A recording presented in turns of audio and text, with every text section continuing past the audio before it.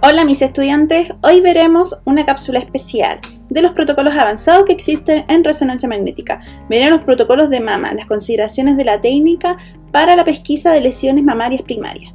Comencemos. Bien, el uso de la resonancia mamaria nació ya hace bastante tiempo, principalmente como una forma complementaria a los métodos diagnósticos, métodos de screening que existen en el mercado. Obviamente, y es algo que nosotros jamás vamos a negar, que la mamografía fue y será el método de screening.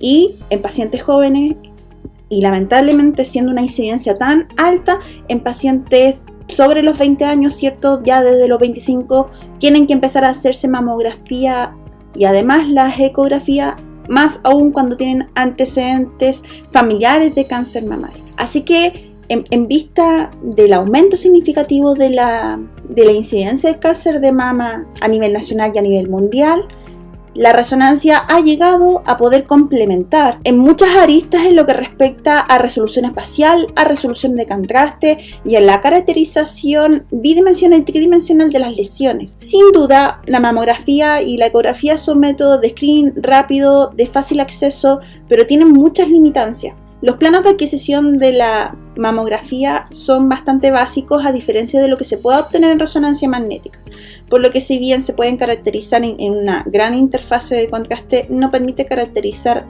las complejidades moleculares que pueda tener esa lesión. Y la resonancia llega a caracterizar anatopatológicamente las lesiones con una sensibilidad mayor que la mamografía, por lo que es el método prequirúrgico o el método idóneo para la evaluación de los tratamientos que se van a seguir dependiendo de cuál sea el caso, siendo radioterapia, ¿cierto? Quimioterapia, quirúrgico. Eso va a depender de la incidencia de la lesión primaria. La ecografía también, una de las grandes desventajas es que es operador dependiente, genera una interfase de contraste deficiente a comparación con la resonancia, aunque es de fácil acceso y bastante amigable a nivel metodológico, ¿cierto? En la pesquisa. Pero también la resonancia llega acá a poder esclarecer un poco las ambigüedades o con los diagnósticos no concluyentes tanto de la ecografía, ¿cierto? Cuando son de difícil acceso dependiendo de las características anatómicas de la paciente, y de la mamografía cuando son sospechosas o ya están en un grado de avance para los tratamientos propios que se van a tomar en estos casos. Bien, entonces, como ya sabemos un poco el preámbulo de la resonancia mamaria, la resonancia mamaria tiene bastantes indicaciones. Aquí en Chile, si bien es cierto, se podría dar mayor utilidad, son muy pocos centros los que hacen resonancia mamaria, y aparte del difícil acceso, los tecnólogos no están capacitados para hacer este tipo de exámenes y más aún no tienen los elementos ni las técnicas para poder realizar la resonancia mamaria. Así que es bastante complicado poder acceder a este tipo de exámenes y de acceder es bastante complejo a nivel financiero, ¿cierto? Y a nivel de equipamiento. Así que tenemos que tomar esas aristas. Sin embargo, todos aquellos centros médicos donde sí tienen la posibilidad de poder trabajar con un protocolo de resonancia mamaria, tenemos que considerar varias aristas y consideraciones clínicas de la paciente para poder dar el visto bueno y continuar al proceder del examen, ¿cierto? Si no cumple alguno de estos criterios, no se puede seguir. También hay ciertas indicaciones que están propias para los estudios bajo resonancia magnética, hay otros que obviamente se evalúan, de hecho algunos exámenes pasan por la aprobación de la radióloga, ¿cierto? Sobre todo los centros hospitalarios, pero la gran mayoría sí tributa.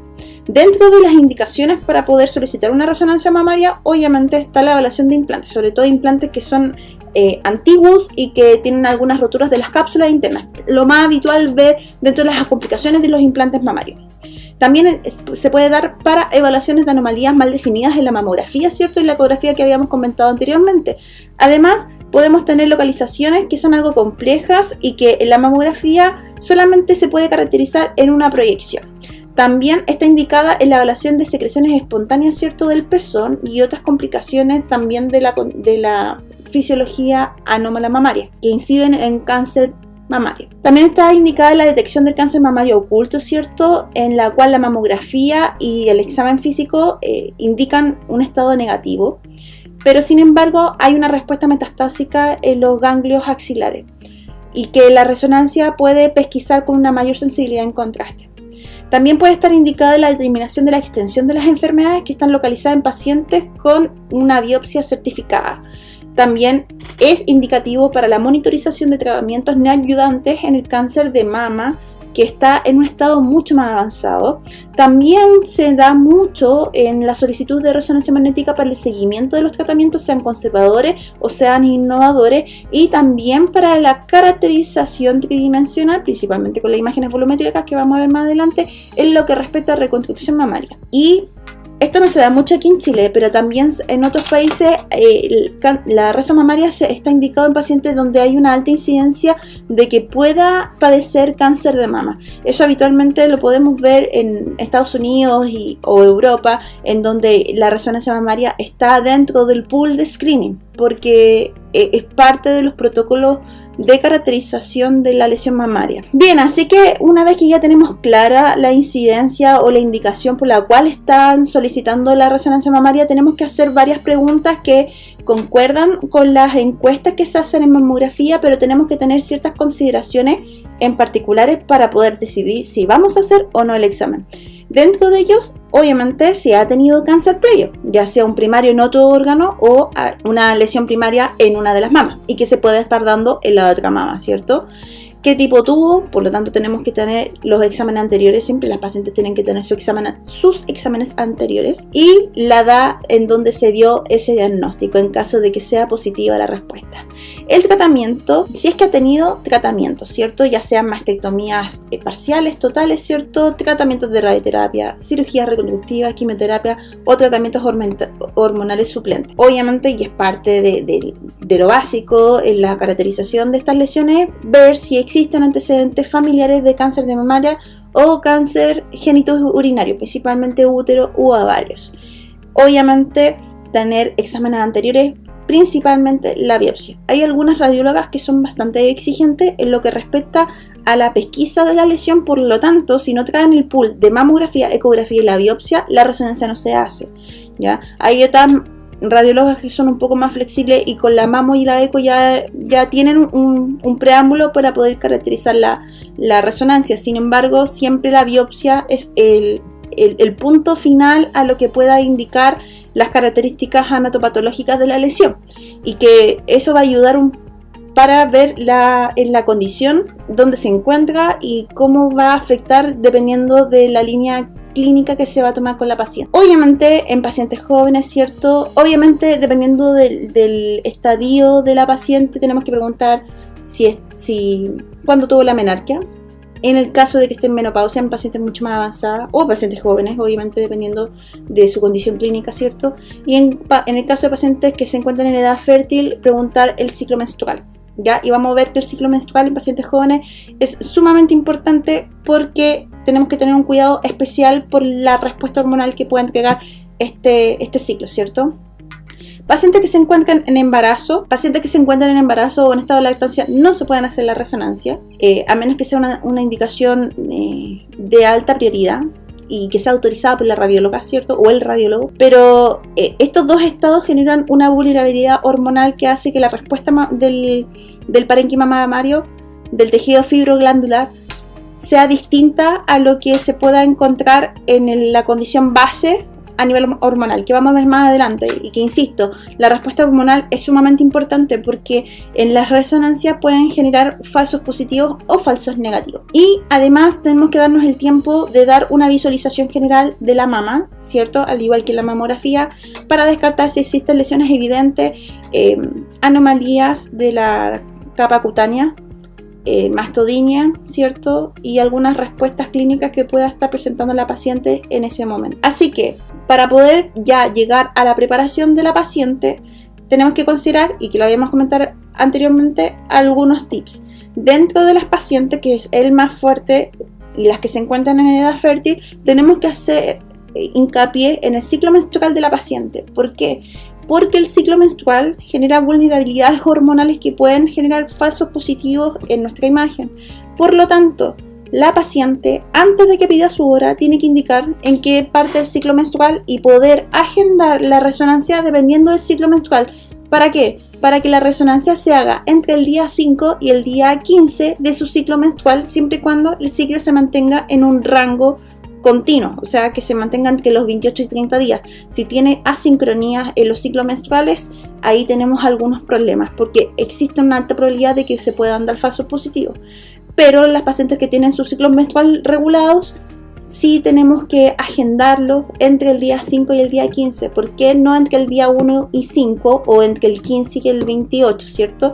Porque la fase menstrual involucra dos grandes periodos, ¿cierto? Tenemos la fase folicular y la fase lútea. Dentro de los primeros 5 días, obviamente, se encuentra la menstruación, en donde hay la liberación del endometrio, ¿cierto? El desprendimiento del endometrio, y hay una caída de las hormonas, pero existe una bajada importante de la capa de las hormonas que se encuentra entre el día 5 y el día 14, en donde se mantienen lo más estable posible las curvas hormonales, sea la progesterona, estrógeno y la hormona folículo estimulante. Por lo tanto, ese patrón hormonal que se encuentra más estable lo vamos a encontrar en este periodo, entre el día 5 y el día 15, 14, no más que eso. Para que posteriormente se produzca la ovulación, hay una respuesta, un pic de la hormona luteinizante, ¿cierto? Y la hormona folículo estimulante, para que se desprenda el óvulo y pueda llegar al cuerpo uterino, ¿cierto? Bien, y en la fase lútea, obviamente, hay todo un desequilibrio hormonal que conlleva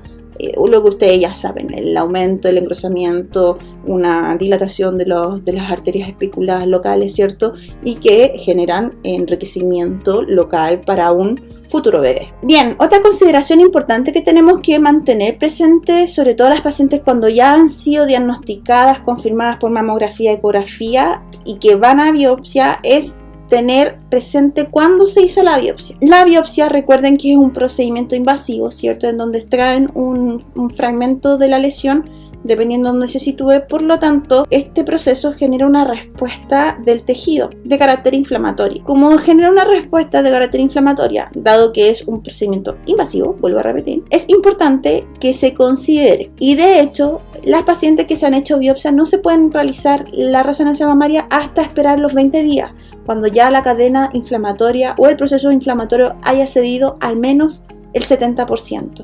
De manera de que evitemos la presencia de falsos positivos en esa zona y que obviamente por la respuesta de la lesión no sea un factor incidente a que puedan dar hallazgos positivos tras la inyección del medio de contraste. En pacientes que se encuentran con tratamientos hormonales, obviamente dependiendo de cuál es la fluctuación hormonal que se puede estar dando, cómo se está dando y qué tipo de tratamiento se esté dando, tenemos que considerar hablar con el médico tratante, hablar con el radiólogo o la radióloga y ver si existe posibilidad de dar suspensión al tratamiento, esperar un periodo de al menos un mes para poder tomar la resonancia. ¿Por qué? Porque, como les comenté anteriormente, las fluctuaciones hormonales, si no son continuas, pueden generar falsos positivos en nuestra imagen tras la inyección del medio de contraste. En el caso, obviamente, de las pacientes que se encuentran en estados fértiles, si no hay seguridad de que esté embarazada, no se hace el examen. O sea, las pacientes que tengan dudas se tienen que hacer sí o sí el examen de laboratorio. Bien, entonces para poder hacer la resonancia mamaria, nosotros necesitamos una antena que esté dirigida y exclusivamente para la resonancia mamaria. Habitualmente las antenas de mamaria tienen este tipo de caracterización, que son bobinas que tienen este espacio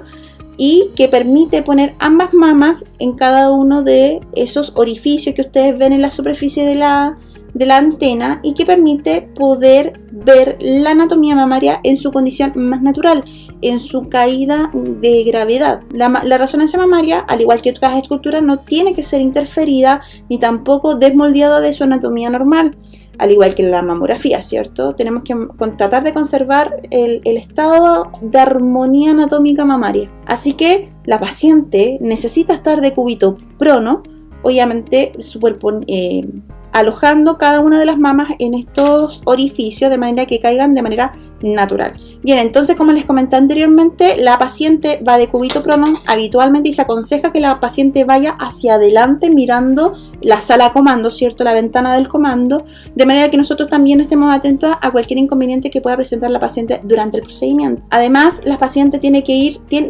presentarse con los brazos extendidos para poder desprender, ¿cierto?, la zona axilar y tratar de visualizarlo lo que más podamos en nuestra imagen. Además, la mama tiene que ir completamente caída en condición natural, ¿cierto? Para no perder la armonía anatómica de la zona. Y en pacientes que se encuentren en sobrepeso, ¿cierto? Que se les aloje un rollo graso debajo de la glándula mamaria, ¿cierto? Del borde mamario, tenemos que, al igual que la mamografía, estirarlo, ¿cierto? Contraer la piel y el contenido graso lo más alejado del borde mamario para presentar la anatomía en su mayor armonía, ¿ya?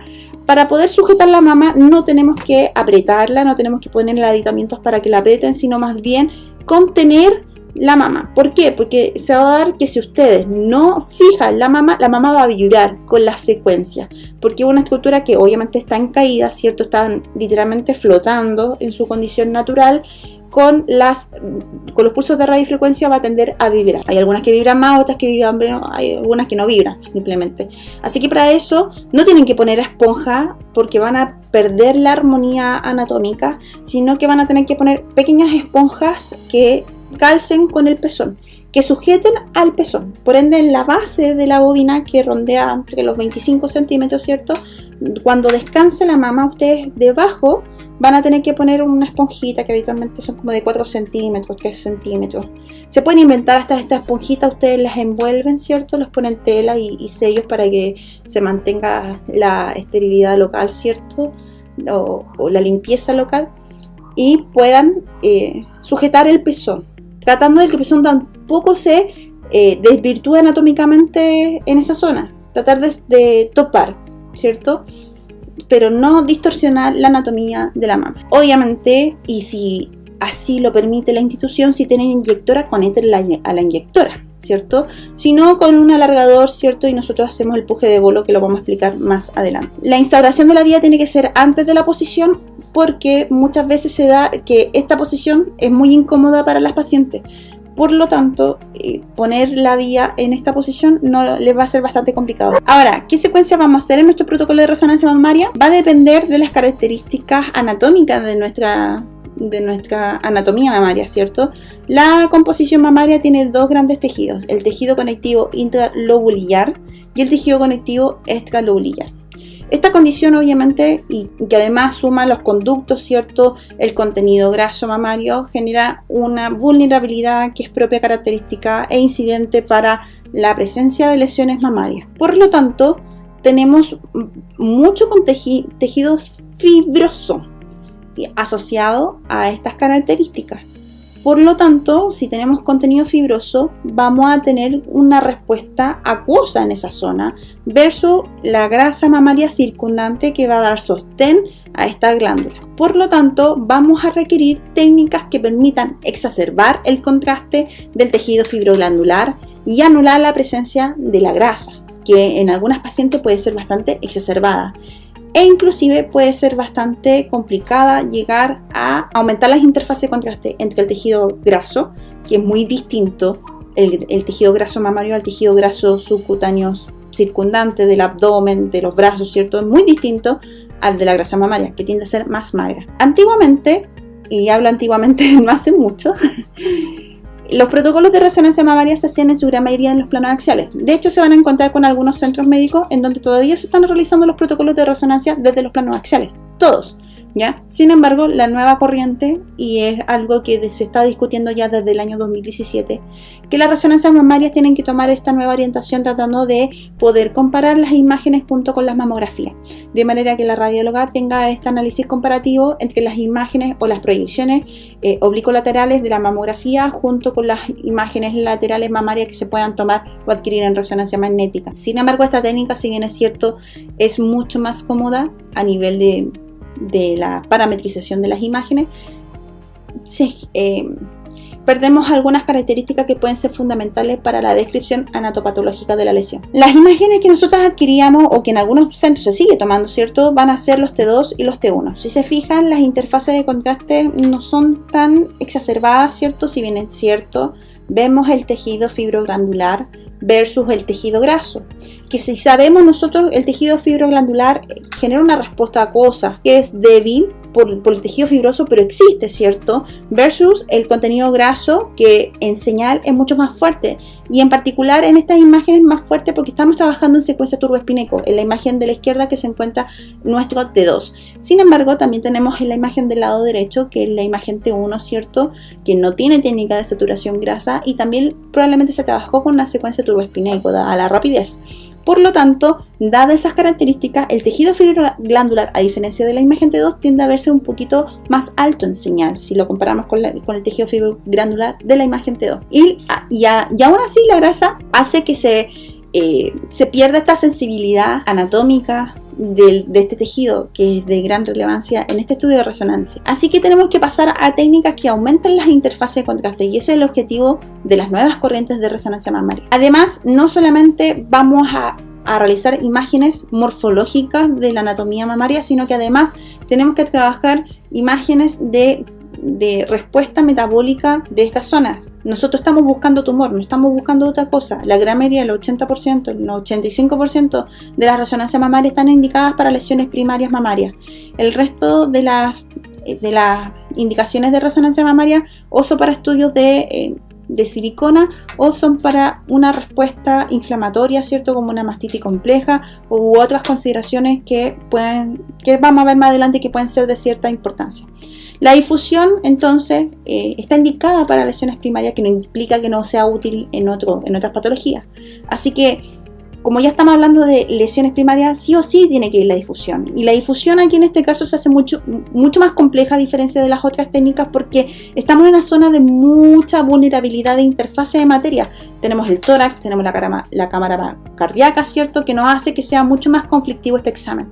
Si bien es cierto, la paciente va de cúbito prono y podemos un poco disminuir el efecto de blurring por la respuesta respiratoria de la paciente, no significa que no se va a presentar artefactos. Por el contrario, puede que se acentúen algunos más, sobre todo en este tipo de imágenes en donde la respuesta por la interfase materia se acentúa, a diferencia de las imágenes de la familia Spineco. Pero tenemos que trabajar la secuencia en base a las características que necesitamos para poder obtener información útil en este tipo de secuencias, si no, no tiene ninguna validez, ¿cierto? Bien, la orientación de plano, como les dije anteriormente, ha ido avanzando desde los planos axiales que habíamos visto anteriormente a los planos sagitales.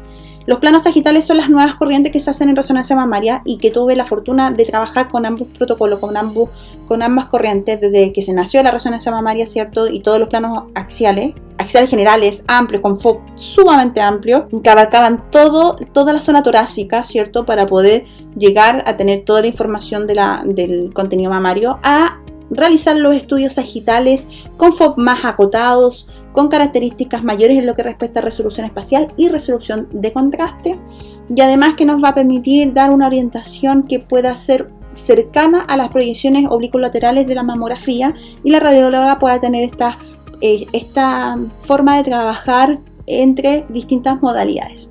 Así que los planos de orientación, como se visualiza en esta imagen, van tratando de seguir el eje medio entre donde se encuentra el pezón, ¿cierto?, hasta el segmento medio del cuerpo mamario. ¿Ya?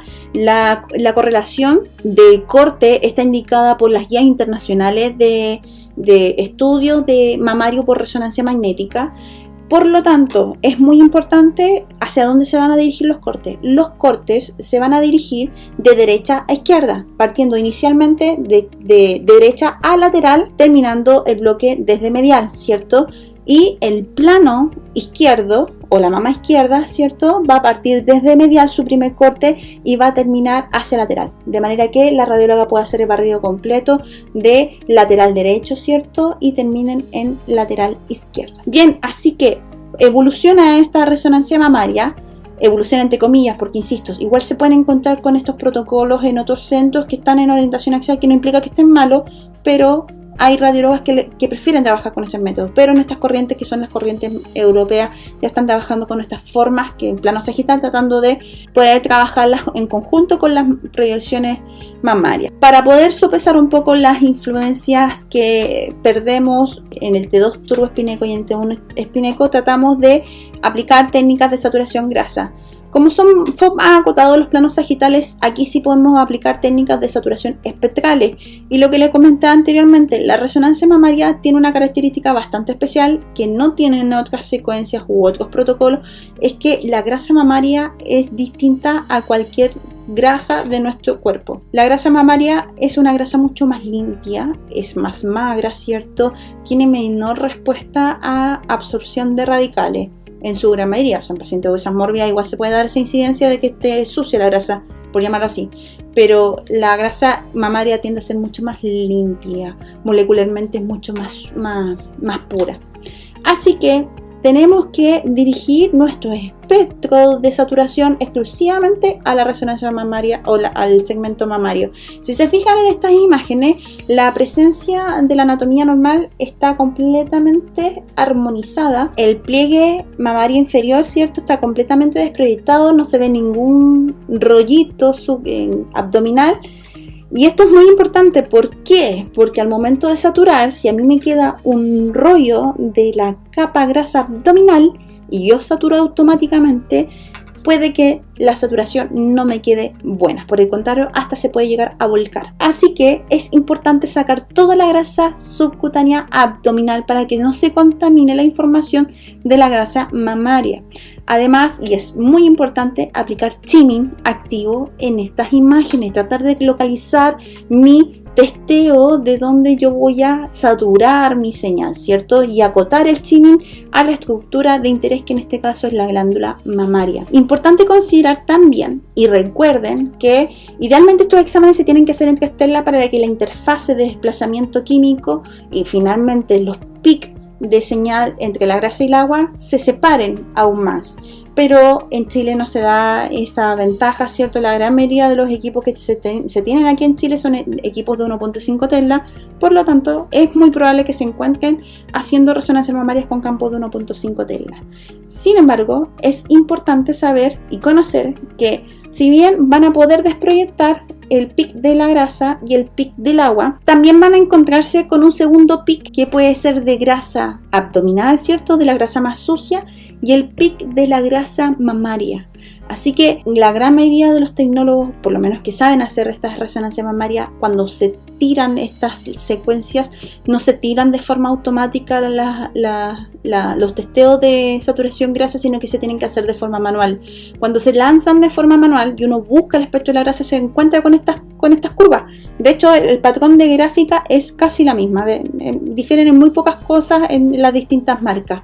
Por lo tanto, hay varias herramientas que te permite el equipo tratar de abrir la base del espectro, acentuar la base del espectro o minimizar la incidencia del otro pic haciendo que no afecte, mejor dicho, el otro pic, porque a veces por tratar de bajar el pic de la grasa subcutánea abdominal termina influyendo en el pic de la grasa mamaria y baja la intensidad de señal y puede que no te quede buena la saturación. Entonces uno se toma 2 minutos, 3 minutos solamente limpiando el pic de la grasa mamaria. En el fondo tienes que buscar la grasa mamaria. Es como una de las cosas más complejas que se van a encontrar en este protocolo, que si bien no son muchas imágenes, por lo menos el protocolo de mama solo, porque el protocolo de silicona no lo vamos a ver hoy, eso da para otra clase, pero no la vamos a ver hoy.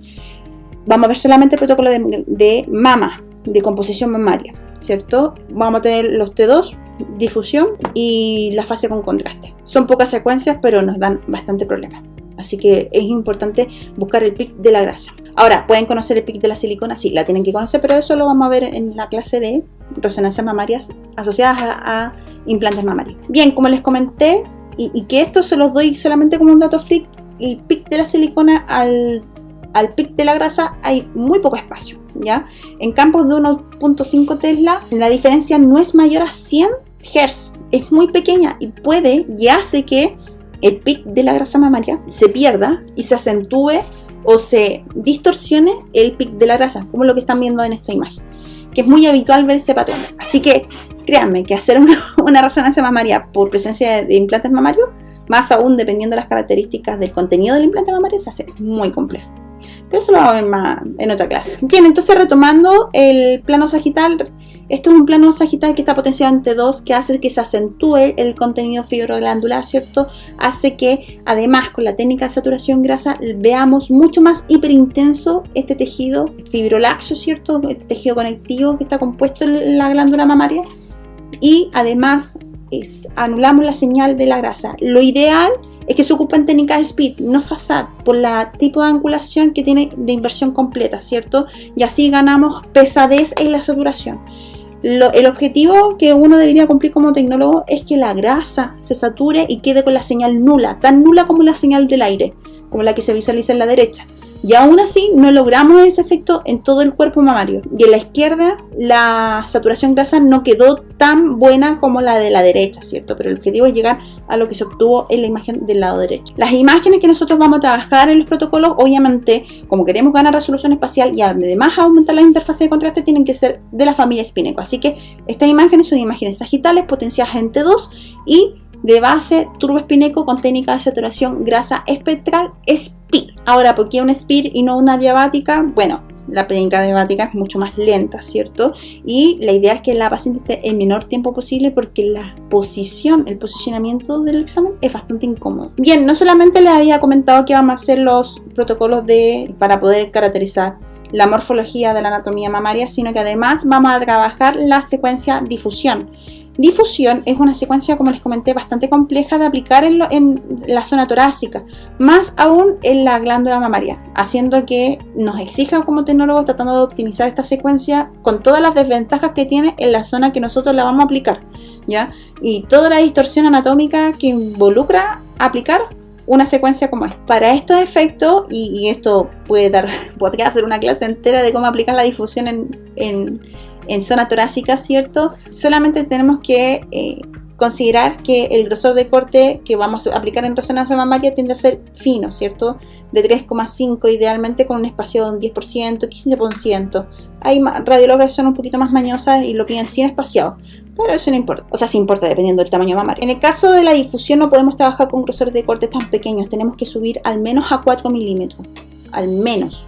De hecho, sería idóneo trabajar con 4,5 dada el alto factor B y la relación señal-ruido que necesitamos ganar. Mientras mayor sea el corte, mayor relación vamos a tener, pero con el contra de que vamos a perder sensibilidad espacial, aunque no está indicado y la difusión no se caracteriza por tener resolución espacial, pero sí necesitamos definir por lo menos la estructura básica de la lesión que estamos buscando. Y finalmente la difusión no puede quedar sin su mapa ADC, o sea, no hay, el mapa ADC es finalmente la que va a dar una respuesta si efectivamente esa lesión tiene una alta composición de malignidad. Recuerden, y lo comenté en algunas clases, el mapa ADC tiene una valorización cualitativa y cuantitativa, y dentro de la valorización cuantitativa, y también es algo que hasta la fecha todavía se siguen en discusiones de algunos papers, se está valorando la cuantificación de la malignidad de la lesión.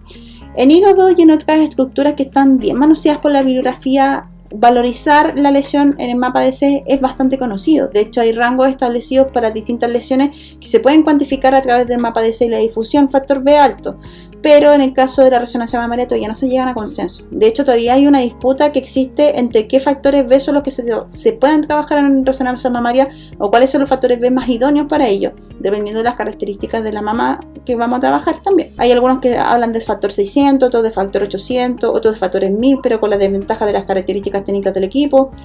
Ahí todavía no se llega a consenso y las guías clínicas, si bien es cierto, sugieren, todavía no son categóricas como las guías de próstata, por ejemplo, según la clasificación PIRATS. Y una vez que ya terminamos con la difusión, partimos en la fase contrastada, ¿cierto? Que es un volumen de imágenes potenciadas en T1 con técnica de saturación grasa.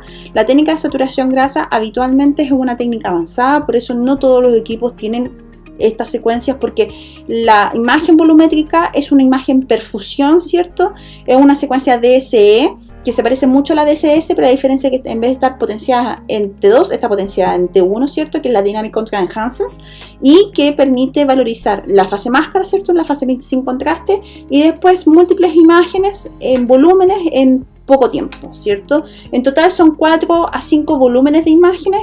Cada uno de los volúmenes de adquisición de la fase perfusión debe durar máximo 1 minuto, ¿ya? Ni más ni menos, debería estar rondeando entre los 55 segundos hasta máximo 1 minuto 5, pero no más, porque necesitamos ver el punto de llegada, valorización de la perfusión de la lesión y la salida del medio de contraste, ¿cierto? Estos volúmenes, insisto, se lanza una imagen máscara sin contraste y posteriormente se lanzan múltiples volúmenes a medida que va transcurriendo el tiempo. O sea, esta secuencia dura aproximadamente 5 minutos. Es una imagen tridimensional, ¿cierto? Con las características isométricas del boxe, porque la radióloga tiene que trabajarla en otras dimensiones, tanto en los planos coronales como en los planos sagitales, y técnica de saturación grasa de características de homogenización. Son técnicas avanzadas que permiten lanzar formas espectrales, pero tratando de minimizar las influencias de los campos inhomogéneos. Por eso que la técnica, si bien es cierto, se dice que es SPIR, es una técnica SPIR avanzada, haciendo que no se vea fluctuada por las inhomogeneidades locales. Por lo tanto, nosotros cuando nos adquirimos estas imágenes podemos hacer reconstrucciones, dada la característica isométrica del boxe, en otros planos como los que se visualizan acá, y se pueden valorizar la caracterización cualitativa, y que vamos a ver más adelante, cuantitativa del medio de contraste en su fase máscara en el primer minuto, al minuto 2, al minuto 3, al minuto 4 y al minuto. Bien, entonces como la fase de perfusión es una imagen que dura 5 minutos y cada una de las fases dura 1 minuto, nosotros podemos cuantificar cómo responde la llegada del medio contraste en la lesión que nosotros queremos pesquisar, ¿cierto? El examen termina ahí, la paciente se hace la fase dinámica, que hace a través de inyección. La fase dinámica de inyección se hace con un flujo que también la bibliografía sugiere, pero todavía no están estandarizados los valores, que van desde los 2,7 hasta los 3,5, es un bolo rápido. Como no todos los centros médicos presentan inyectoras de resonancia magnética, la gran mayoría tiene que ir el técnico paramédico a inyectar el medio de contraste, ¿cierto? Una vez que se indica, el tecnólogo le indica la inyección, tratar de empujar lo más que se pueda. Por lo tanto, la bránula tiene que ser idealmente de 20. No se aconseja de 18 porque tampoco necesitamos un flujo excesivamente alto. Con una vía de 20 andamos súper bien. Y es importante que, dada que las dosis en medio contraste son bajas, se pase posteriormente un bolo de suero para que en caso del alargador, que sí se necesita en este caso, dada la posición de la paciente, ¿cierto?, no quede retenido el medio contraste en el alargador y no se pierda esta cantidad de ml que puede quedar estancado, sino que se empuje a través del suero. Bien, una vez que nosotros ya adquirimos las imágenes, tenemos que postprocesarlas. El postproceso involucra la caracterización de cómo se comporta el medio contraste en las lesiones, en el tejido sano, ¿cierto?, a comparación del tejido en cuestión. Por lo tanto, como cada volumen dura 1 minuto, nosotros vamos a caracterizar de manera cualitativa, o sea, la radióloga va a hacer una caracterización cualitativa y nosotros vamos a hacer la caracterización cuantitativa. Si la doctora tiene alguna duda, obviamente va a pedirnos una valorización cuantitativa específica de algún punto específico, porque en los visualizadores DICOM no tienen esta herramienta para caracterizar las curvas, solamente los tienen las workstation de los resonadores. Como tenemos que hacer una valoración cuantitativa, ¿cómo lo vamos a hacer? A través de la valoración ROI. Nosotros tenemos que disponer un ROI en la lesión de interés. Habitualmente lo que se mide son las zonas periféricas. Lo que se mide habitualmente son las zonas periféricas de la lesión. Cuando son lesiones grandes no se sugiere medir el centro porque habitualmente la respuesta puede variar a comparación de la periferia. Siempre la periferia va a ser de interés para nosotros porque con eso podemos valorizar el grado de malignidad que se encuentre en esta zona circundante, más que al centro, que ya sabemos cómo responde. Igual se puede hacer una cuantificación de estas lesiones centrales. ¿Cómo va a comportarse la valoración ROI? La valoración ROI no se hace volumen por volumen, sino que el equipo junta todos los volúmenes, ¿cierto?, y saca una curva de intensidad en el tiempo, ¿cierto? Y el tiempo lo calcula dependiendo de la fase. Fase 1, minuto 1, minuto 2, minuto 3, minuto 4, minuto 5. Dependiendo de eso, va a tener una curva que nosotros vamos a obtener. Dependiendo de esa curva se pueden clasificar. ¿Y cómo se clasifican? De tipo 1, 2 y 3. La curva de tipo 1, ¿cierto?, tiende a aumentar, pero de forma muy lenta. La platea que forma es literalmente plana, ¿cierto? Y la respuesta exponencial tiende a ser baja. Por lo tanto, eso responde a características de lesiones más benignas. Las lesiones de tipo 2 o las curvas de tipo 2, en donde existe una subida exponencial intermedia, ¿cierto?, y se mantiene un aplateo, ¿cierto? que la vamos a ver más adelante, y la de tipo 3, que es la de más agresividad, la que responde a patrones tumorales de gran agresividad, son las que tienen una subida rápida, un factor exponencial de la curva muy alta y una caída muy rápida de la señal. Bien, así que las curvas de tipo 1, como les comenté anteriormente, responden a un patrón de una lesión benigna, ¿cierto? En donde responde habitualmente al patrón de la curva verde que están viendo ahí. Son lesiones que captan de forma muy lenta el medio de contraste, ¿cierto? La condición de ascendencia exponencial es bastante baja, a diferencia de otras curvas, de la curva 2 o de la curva 3, y esto es indicativo a que existe una baja malignidad. De hecho, la tasa de malignidad ronda entre el 6%. Y esto responde habitualmente a lesiones como fibroadenoma, cicatrices radiales, ciertos cambios hormonales que se puedan dar si es que no se calcularon bien estas consideraciones que habíamos tomado inicialmente. Bien, la curva de tipo 2 es una curva intermedia, ¿cierto? En donde existe un grado de malignidad aproximadamente de un 60%, 60-65%. En esta curva ya hay un incremento exponencial un poco más brusco, pero a diferencia de la curva 1, que si bien es cierto el punto exponencial sube significativamente, se mantiene en un aplateo. Por lo tanto,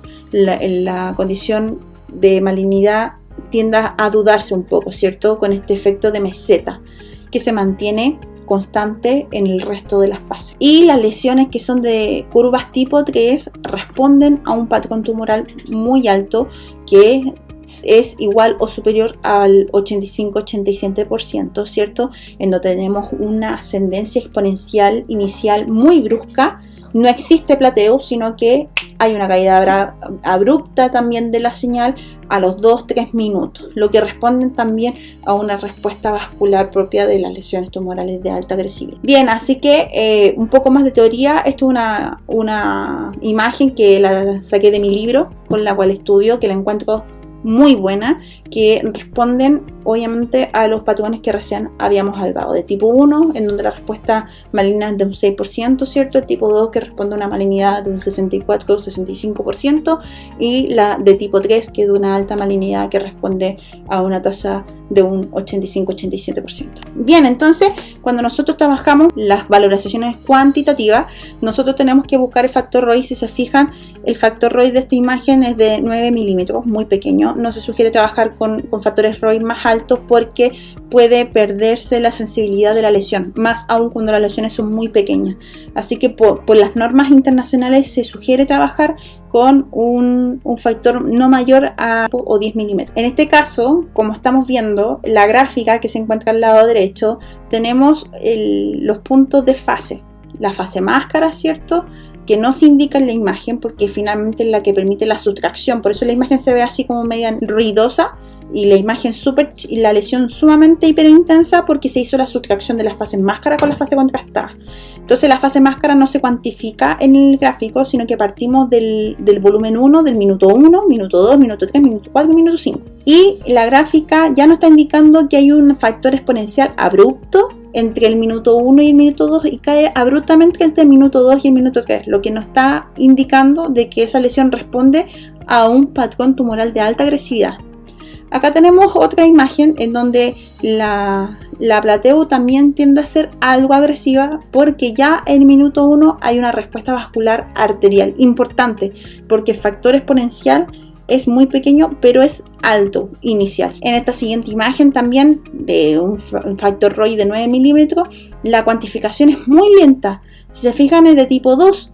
Eso significa que sube exponencialmente hasta el minuto 3, pero mantiene una cierta plateo, en donde el factor de malignidad puede ser de un 64%.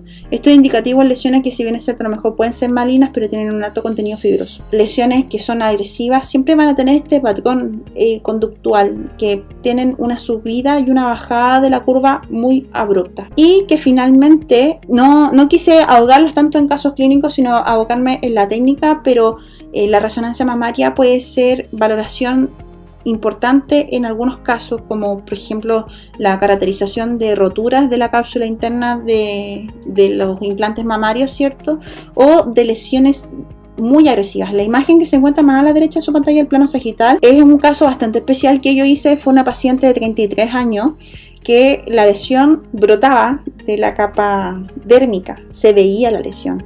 y tenía mucho contenido cicatrizal, necrosante. Era bastante impactante ver ese tipo de lesión, y en la resonancia obviamente la imagen que están viendo ahí no puede ser más impactante. O sea, yo quedé muy afectada con esa paciente. El valor predictivo de vida para esa paciente también no es muy bueno, para nada. El segundo caso que están viendo abajo de la pantalla en el borde medio era una paciente también que venía con una lesión mamaria de consideración, tenía una respuesta clínica también importante, y al hacer las reconstrucciones tridimensionales, como se visualiza acá, que hay algunas veces que necesitamos hacer las reconstrucciones MIP para la valorización quirúrgica de estas lesiones, podíamos ver la angioneogénesis, cómo se alimentaba, cómo formó esta red de alimentación impresionante.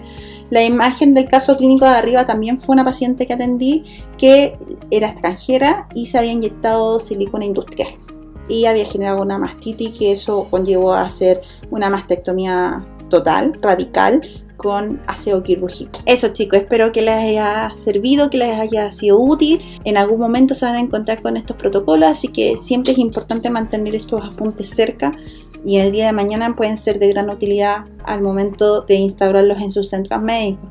Que estén muy bien, nos vemos.